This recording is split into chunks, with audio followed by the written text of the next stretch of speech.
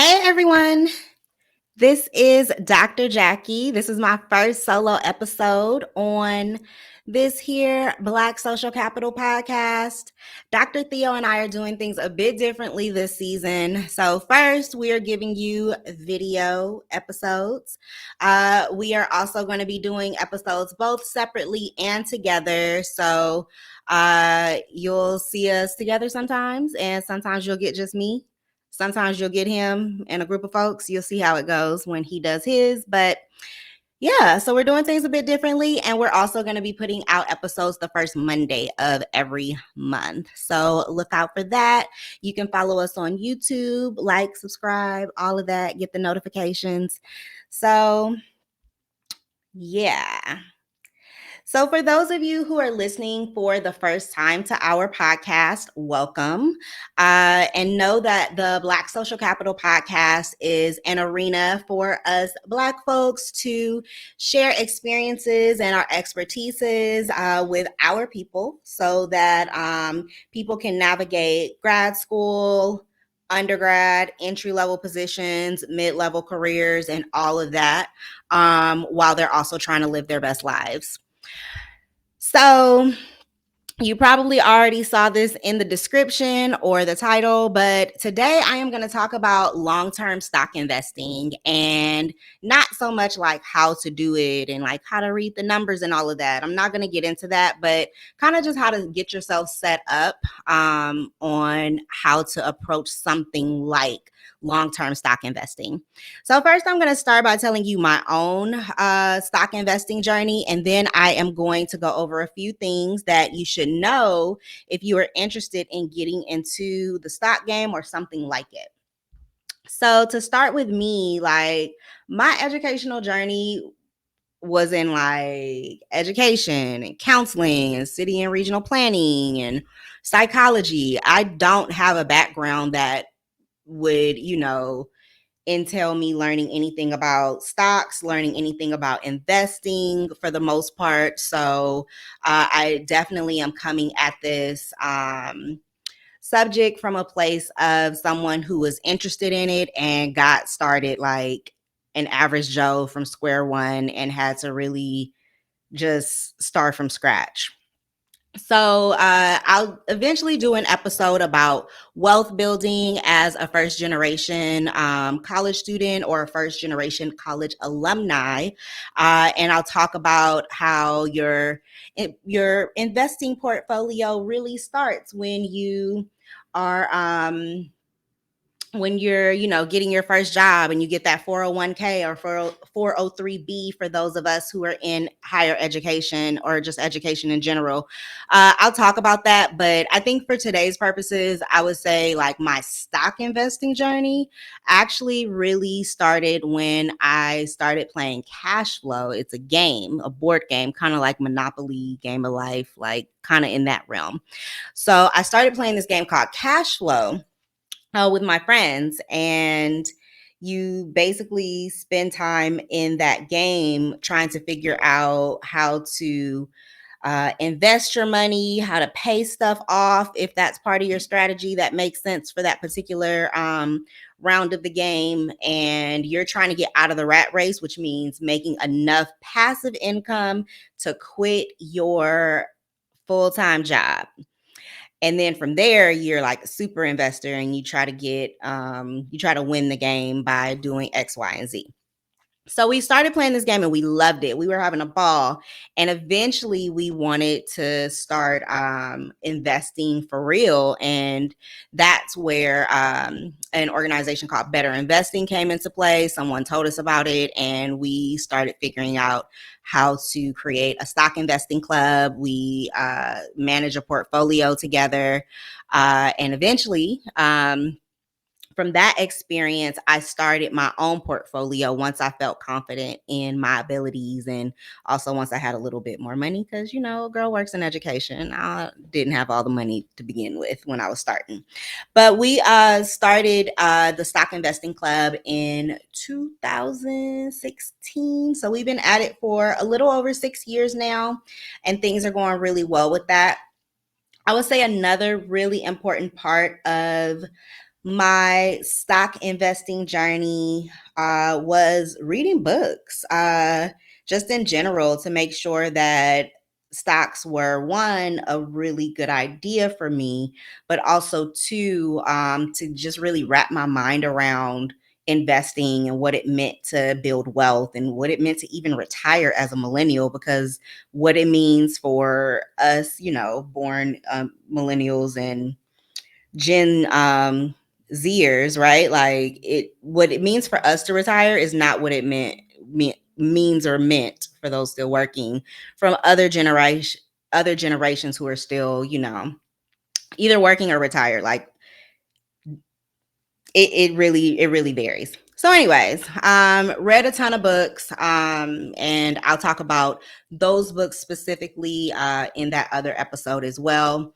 And then, like I mentioned before, I did start my own stock portfolio, and that was super helpful when I purchased my own home because I had to cash in on some things. That was not the plan, but it's fine. You invest, so it's there when you need it sometimes, even if you plan for it to be a long term deal, and it's not. But it's fine. It was there when I needed it.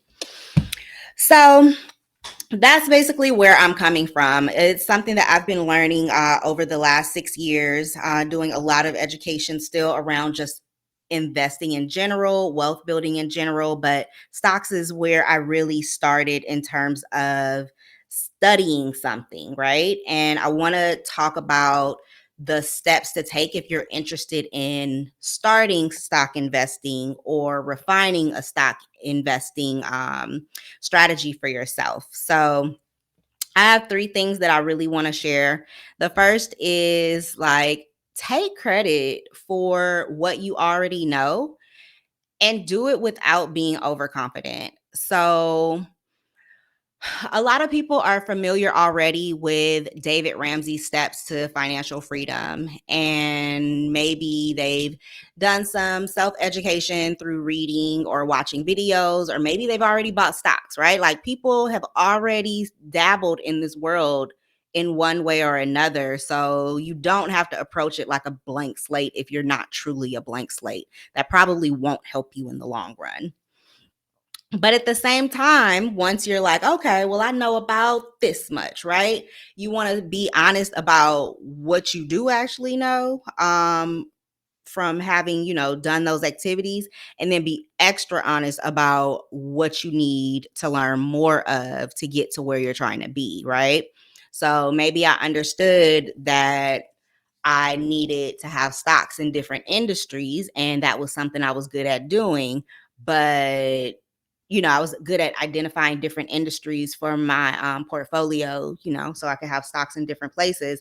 But then by the time I, was selecting these stocks, I was not necessarily taking the time or putting my time into having the expertise to be able to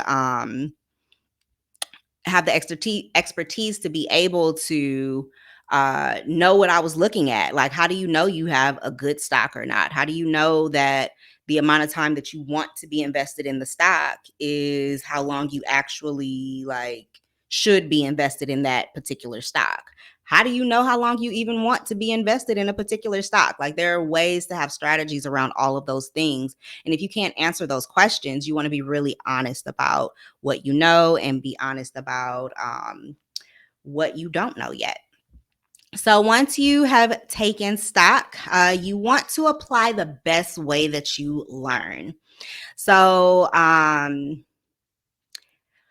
when you approach any type of investing, it's typically not thinking about it in the way like in terms of like trying to learn something really straightforward like riding a bike or baking a cake, right? Like with stock investing, you're trying to learn something that's really complex, typically. And it doesn't usually have an obvious indicator of success, because you might be able to make more money, but how do you know if you could have made even more? Like, how do you know like what your goal is supposed to be? So I would, when I sat down and really tried to think about how to explain this, I think a good analogy is that stock investing is more akin to learning how we learn adulting. So, one of the hardest things about adulting is learning things that we didn't know that we ever would even need to know. And then once you figure out you need to know the things, you have this added layer of complexity where you're trying to build a strategy to get the thing done. So, for example, like those of us who have the experience of being grown and on our own for the first time, you go to college and you want to pay your bills, right? And you want to buy outfits so you can go places and be like cute in front of your friends and all of that. So you're trying to get like both needs and wants met, but you gotta you gotta figure out like how you're gonna make this money. Then you gotta figure out what bills to pay, when to pay those bills so your services don't get cut off. Because how many people have had their phones cut off in college because you just forget to pay the bill? You were working on midterms or something, right? Or you didn't figure out how to make all the monies. And then you have to figure out how much to send the people and how to send it and all of that. And then on top of that, you have to balance like your needs and your wants. Like that is an interesting time of our lives, and it like really sets the foundation. And I mean, we'll talk about in my other episode when we talk about wealth building how there are a lot of questions you got to answer, like about your family. And I'm not going to go too far on an aside about that, but that's a really interesting time, a really good developmental time to think about. So in this example, I think like really the way that it is a good analogy for stock investing is that if you don't pay attention to details or if you don't have discipline, you're gonna learn lessons the hard way. And in the stock market, you know, when you're trying to figure out investing, if you miss some details about a stock, you can miss out on money. You could make a mistake and invest in something you really wouldn't have otherwise invested in if you had caught the detail. And then you also if you don't have the discipline to stay the course when things get hard, you might pull out of the stock market too early and miss out on money or lose money or whatever the case may be. Definitely have had that experience before. I talked about that in the episode. It was right after I sold the stock that I was not supposed to sell based on my strategy. And that stock went up 7 times more than what I had invested to get it. And oh, my feelings were hurt for a long time. It still kind of hurts a little bit, but it's okay. So I say all of that to say, like, do like truly think about when you're learning something complex, like what is the way that you need to go about it, right? It of course is going to take more time. If you're trying to do something like bake a cake, then you're probably just going to look up a recipe and try it a couple times. With investing, it's really multifaceted, so you have to think about how much time and energy and all of that you can put into it. Okay, so number 3, now you've been honest with yourself about where you are and you have put some thought into how you learn things that are complex and require some strategy. So you're ready to put yourself in a position to learn, but learn what? And there are a lot of options. So while I am most interested in long-term investing right now, there's so many other ways that you can get into the stock market and get into investing in general. So some questions you want to ask yourself is, should you learn to invest in solo stocks, which is what I like to do. I find individual companies and I invest in those companies by buying their stocks. Or you can buy something like EFTs or mutual funds and get a group of stocks all at once. And there are different ways for going about those strategies. And then there's options where I keep looking this up. And the best way I can explain it is it's like betting on whether a stock is going to do well or not on the market. And if you say that it's not going to do well and it doesn't, you can get money. And if you say it is going to do well and it does, you can get money. And, you know, of course, if you say one thing and the other happens, you don't get money.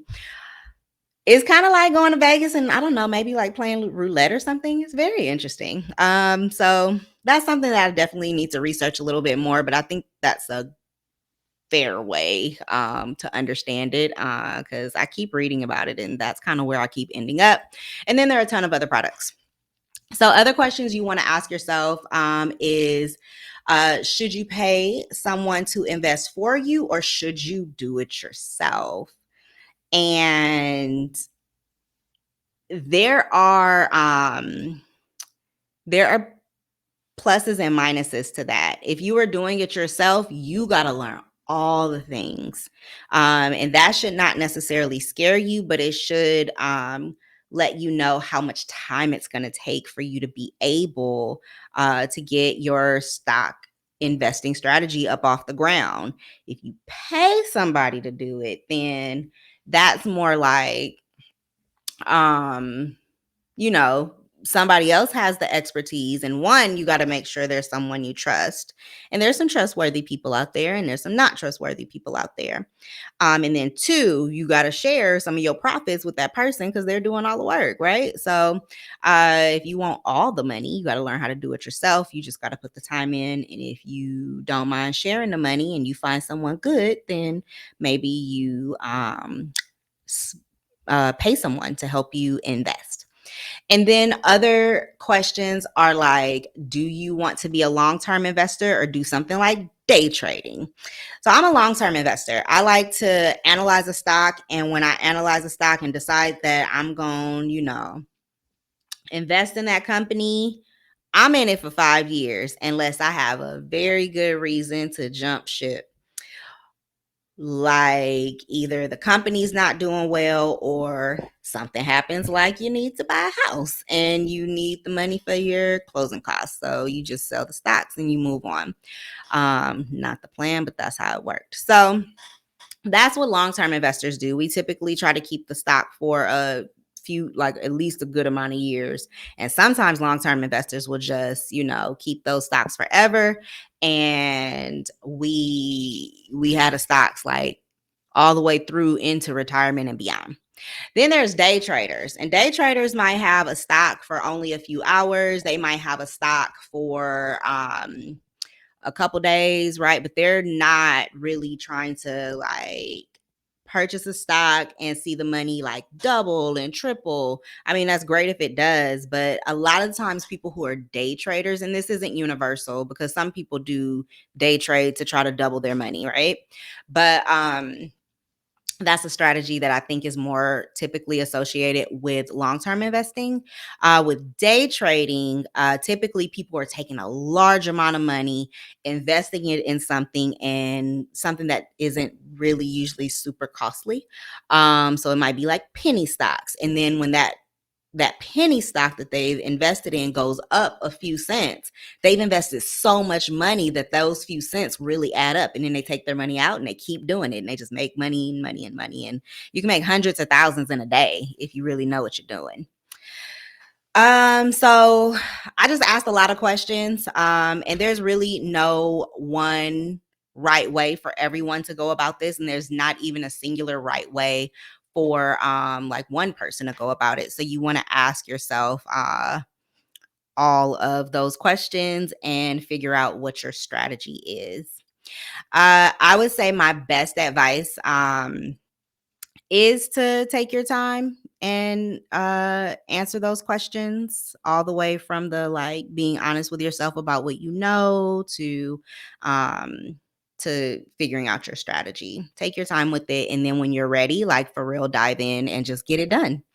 And then I know this is a little late, but disclaimer time. So two disclaimers. One, I'm providing this information because I like to tell people things that I've learned that they may not know. And since investing always involves risk, if you try something out and you lose money, don't come after me. Make sure that you use this information and any other like person on the internet, right? Trying to give you information about how to go about like investing or wealth building or any of that. Like, just use the information for information purposes, for educational purposes. I'm not trying to steer you in a particular direction. I am sharing that I like things like long-term investing, but that may not be right for you. And just be sure that when you make a decision on what your strategy is going to be and what stocks you're going to invest in and what stock products you're going to invest in, like, make sure that you research those things and make sure that the way that you understand them when I explain them is actually what they are.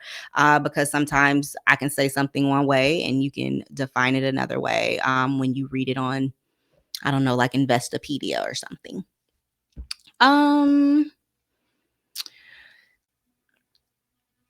And then also, this might also be a little bit late, but I want to define what a stock is actually, because a lot of people will listen to things and jump on bandwagons about what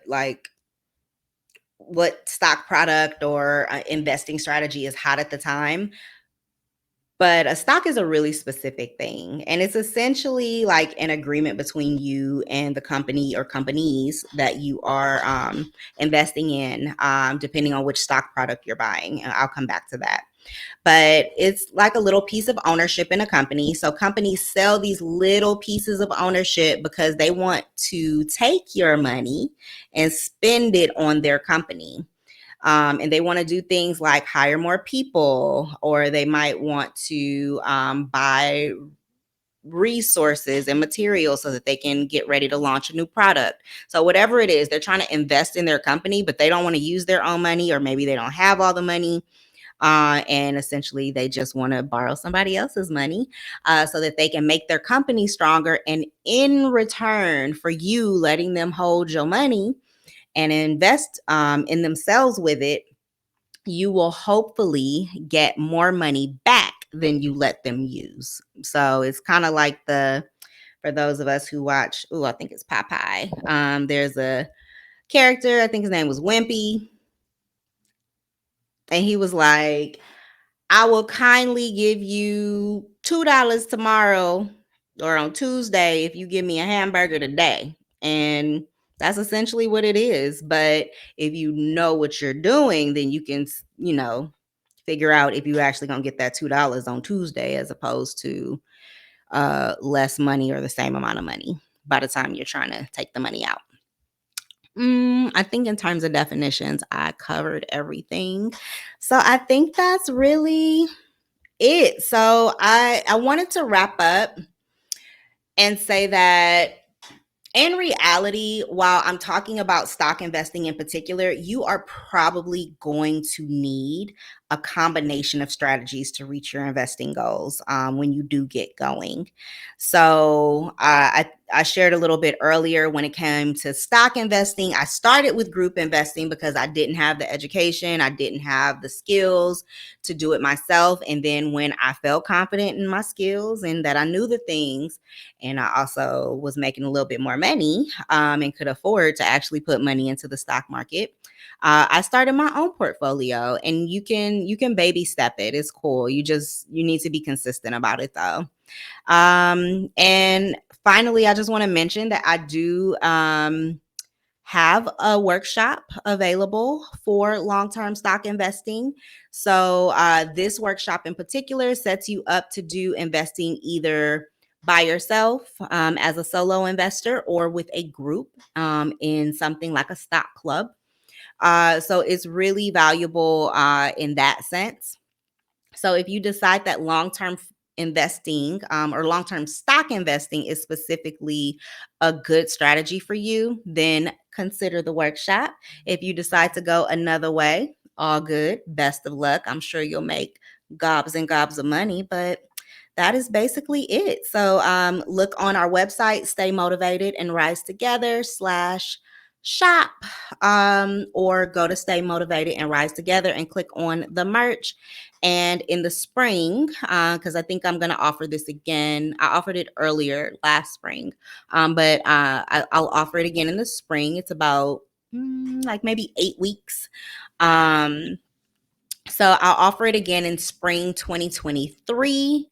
And I'm probably only going to do it once. And I like to do really small classes. So please keep that in mind. So if you see it and you're interested, hop in there because I'm probably not going to do it a whole bunch of times. It's a lot of information, but it is good. And I love the class. But yeah, probably just one time. So yeah, that's it. I think that's basically it. I hope y'all learned something new. And if you uh, follow us on social media, hopefully you do. If you have not followed us yet, go ahead and follow us now. And yeah, I think that's basically it. Connect with me that way and have a good rest of y'all's day. Bye. We hope you enjoyed today's show. Remember, the way we build social capital is to build self and build others. We are sure you got some notes on your tablet, computer, or even using a pen and paper. Leave us a review, continue the conversation on social media at Black Social Cap, and share the show with someone you know. Until the next episode, stay motivated, rise together.